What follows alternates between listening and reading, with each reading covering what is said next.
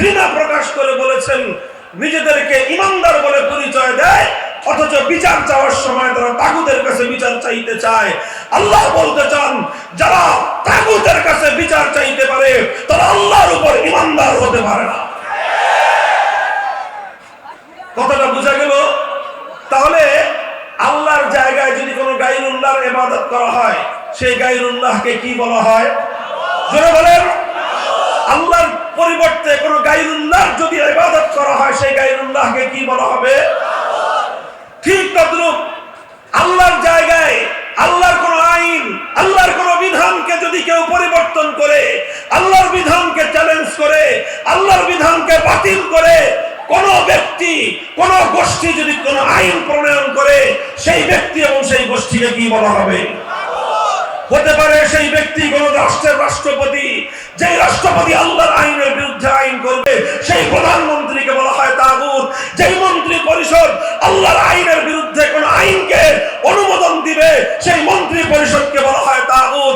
যেই বিচারপতি, যেই বিচারপতি, যেই বিচারালয় আল্লাহর আইনের বিরুদ্ধে কোন আইনকে অনুমোদন দিবে, বৈধতা দিবে সেই বিচারপতি এবং বিচারালয়কে বলা হবে তাগুত। যেই সংসদ অথবা যেই আইন পরিষদ আল্লাহর আইনের বিরুদ্ধে কোন আইন পাশ করবে গোটা সেই সংসদকেই বলা হয় তাগুত।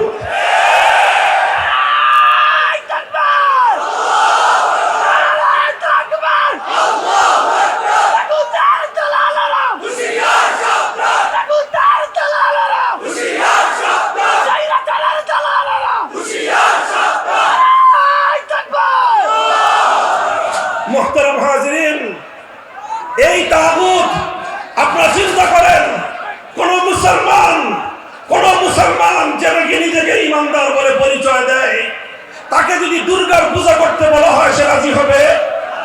কোন ইমানদারকে যদি কালী অথবা সরস্বতী মূর্তি দেবতার পূজা করতে বলা হয় সে রাজি হবে? যেমনি ভাবে কোন গায়রুল্লাহর পূজা করতে কোন ইমানদার রাজি হতে পারে না, ঠিক তদ্রূপ আল্লাহর আইনের বিরুদ্ধে সংসদ যখন কোন আইন পাশ করে, আল্লাহর আইনের বিরুদ্ধে মন্ত্রী পরিষদ যখন কোন আইনের অনুমোদন দেয়, আল্লাহর আইনের বিরুদ্ধে কোন রাষ্ট্র ব্যবস্থা যখন কোন আইন করে, কোন ইমানদার নিজের দেহে এক ফোঁটা রক্ত থাকতে, দেহে প্রাণের স্পন্দন থাকতে আল্লাহর আইনের বিরুদ্ধে যত বড় রাষ্ট্র হোক না কেন রাষ্ট্রের সে আইনকে সে মানতে পারে না।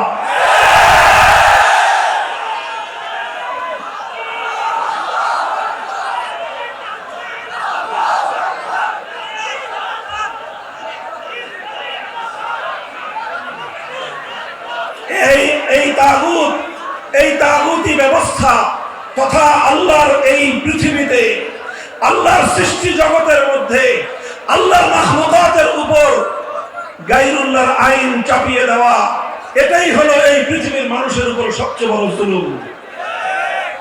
লক্ষ্য করে বুঝেন, আল্লাহর মাখলুক সৃষ্টি করলেন কে? এই জমিন সৃষ্টি করলেন কে?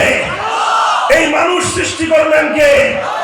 এই মানুষকে লালন পালন করেন কে? এই মানুষের রিজিকের ব্যবস্থা করেন কে? এই মানুষের হায়াত মওতের মালিক কে? সব কিছু আল্লাহ করেন।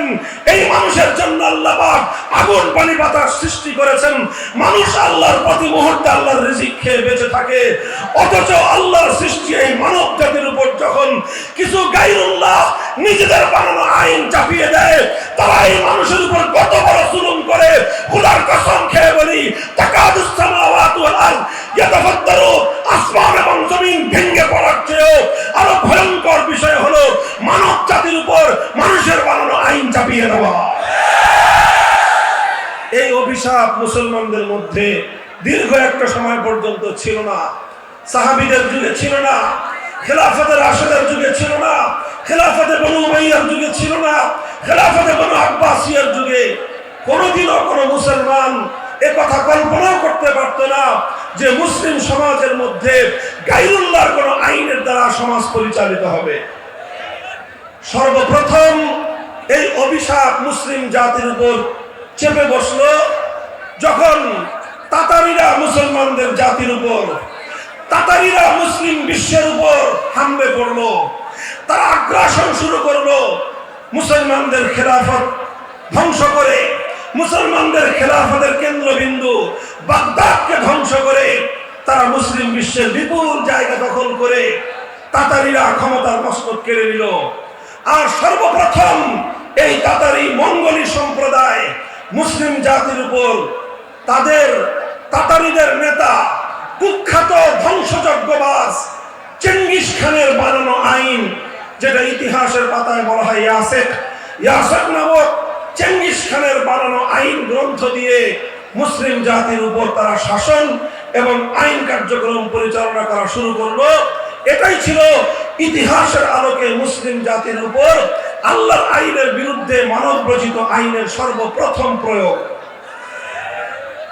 যখন এই তাতারিরা মুসলমানদের উপর চেঙ্গিস খানের বানানো আইন প্রয়োগ করলো, ওলামায়ে কেরাম সর্বশক্তি দিয়ে, মুসলিম উম্মাহ সর্বশক্তি দিয়ে এটাকে প্রতিরোধ করার চেষ্টা করলেন।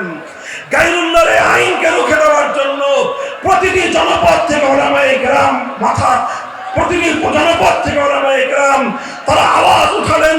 প্রতিটি জনপদ থেকে ওলামায়ে কেরাম তাতারিদের বিরুদ্ধে সংগ্রাম শুরু করলেন। প্রতিটি মুসলিম জনপদ থেকে মুসলমানদের উপর চাপিয়ে দেওয়া এই অভিশপ্ত ব্যবস্থা উৎখাত করার জন্য তারা চেষ্টা করলেন। এই চেষ্টা করতে গিয়ে অনেক আলেমদেরকে শাহাদাতের রক্ত দিতে হয়েছে, জীবন দিতে হয়েছে, কারাবরণ করতে হয়েছে। শাইখুল ইসলাম ইবনে তাইমিয়া রাহমাতুল্লাহি আলাইহি ৬ বার তিনি কারাবরণ করেছেন। কারা প্রকোষ্ঠে জীবনের দীর্ঘ সময় তিনি অতিক্রম করে দিয়েছেন, কিন্তু গায়রুল্লাহর আইন, আল্লাহর আইনের পরিবর্তে মুসলিম জাতির উপর চাপিয়ে দেওয়াকে তিনি মেনে নিতে পারেন নাই। ওলামায়ে কেরামের এই সংগ্রাম, তাদের এই ত্যাগ আর কোরবানির বিনিময়ে এক সময় আল্লাহ পাক রব্বুল আলামিন মুসলমানদের উপর থেকে এই অভিশাপকে তুলে নিলেন। তাতারিরা ব্যাপকভাবে পরাস্ত হলো, বিভিন্ন যুদ্ধে তাতারিদের পরাজয় ঘটলো, আর অনেক তাতারিরা ইসলাম গ্রহণ করে ইসলামের সুশীতল ছায়ায় চলে আসলো এবং একটা পর্যায়ে গিয়ে খেলাফতে ওসমানিয়া প্রতিষ্ঠিত হলো। একদিকে নাম কাওয়াস্তে খেলাফতে বনু আব্বাসিয়া, আরেকদিকে খেলাফতে ওসমানিয়া চলতে থাকলো এবং আবার মুসলমানদের দেশে, মুসলিম সমাজে আল্লাহর আইনের দ্বারা জাতি শাসিত হওয়ার সেই সোনালী যুগ আবার ফিরে এলো। এভাবেই চলতে 1757 সালে এই ভারতবর্ষকে দখল করলো ইংরেজ সাম্রাজ্যবাদ, ব্রিটিশ সাম্রাজ্যবাদ আমাদের ভারতবর্ষ দখল করলো। ওদিকে ফ্রান্স সাম্রাজ্যবাদ আফ্রিকার বিভিন্ন মুসলিম অঞ্চলগুলোকে দখল করলো। ইতালি বিশাল মুসলিম এলাকা দখল করে নিল। এইভাবে পশ্চিমা সাম্রাজ্যবাদীরা মুসলিম দেশ এবং মুসলিম জনপদগুলোকে দখল করে নিয়ে সেই জায়গাগুলো থেকে আল্লাহর আইনকে উৎখাত করে দিয়ে, কোরআনের শাসন ব্যবস্থাকে উৎখাত করে দিয়ে আল্লাহর আইনের জায়গায় সাম্রাজ্যবাদী ব্রিটিশ আইনের দ্বারা মুসলিম জাতিকে তারা শাসন করতে শুরু করলো। এই অভিশাপ শুরু হলো আমাদের এই পাক ভারত উপমহাদেশে 1757 সালের পরে। যখন এই অভিশপ্ত ধারা শুরু হলো, সর্বপ্রথম শাহ আব্দুল আজিজ মুহাদ্দিস দেহলভী রাহমাতুল্লাহি আলাইহি তিনি একটা ঐতিহাসিক ফতোয়া দিয়েছিলেন। সেই ফতোয়া হলো এই যে ভারতবর্ষে সংখ্যার দিক থেকে মুসলমান যতই হোক না কেন, সংখ্যার দিক থেকে মুসলমান যতই হোক, মুসলমানদের দেশ হওয়া, মুসলিম দেশ হওয়া, ইসলামী দেশ হওয়ার জন্য সংখ্যায় মুসলমান বেশি প্রয়োজন নয়। আর সংখ্যায় মুসলমান যতই থাকুক, একটি দেশ তখনই ইসলামী দেশ থাকে যখন সেই দেশের শাসনতন্ত্র হয় কোরআনী শাসন, যখন সেই দেশের আইন হয় আল্লাহর আইন।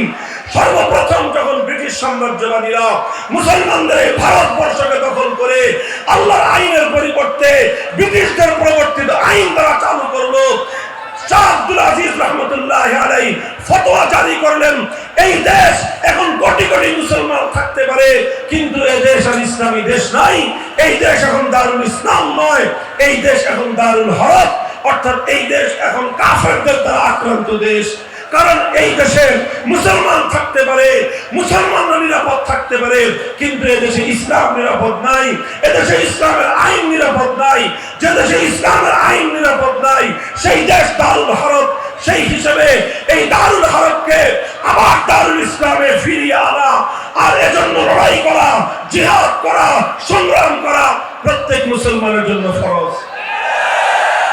এই ফতোয়া জারি করার পর মুসলমানরা আবার আল্লাহর আইন ফিরিয়ে আনার জন্য সংগ্রাম শুরু করলেন, লড়াই শুরু করলেন। লড়াই আর সংগ্রাম চলতে চলতে 1831 সালে বালাকোটে সৈয়দ আহমদ শহীদ রহমতুল্লাহ আলাইহি ইংরেজদের বিরুদ্ধে লড়াই করলেন। উদ্দেশ্য ছিল একটাই, আবার আল্লাহর জমিনে আল্লাহর আইন ফিরিয়ে আনা। সেই বালাকোটে সৈয়দ আহমদ